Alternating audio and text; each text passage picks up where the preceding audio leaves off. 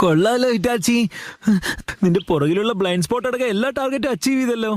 Okay, അടുത്തത് എന്റെ ഊഴം. പഠിക്കാലോ. നാളെ എനിക്ക് വളരെ ഇമ്പോർട്ടന്റ് ആയ ഒരു മിഷൻ ഉണ്ട്, അതിന് പ്രിപ്പയർ ചെയ്യണം.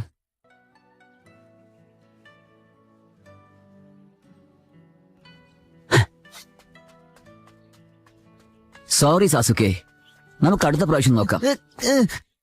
ഓക്കെ, എന്നാലും ഇതൊന്ന് കണ്ടോ. വേണ്ട സാസുക്കെ, സാസുക്കെ സൂക്ഷിക്കണം.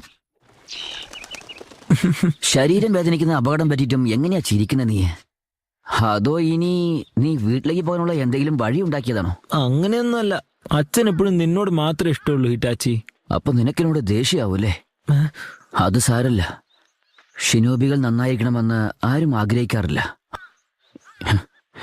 ഏറ്റവും ബെസ്റ്റ് ആവാന്നുള്ളത് ചിന്തിക്കാൻ അത്ര എളുപ്പമൊന്നുമല്ല. നിനക്ക് ശക്തി ഉണ്ടാകുമ്പോൾ അഹങ്കാരം ഉണ്ടാവും, അപ്പോൾ ലോകത്തുനിന്ന് ഒറ്റപ്പെടും.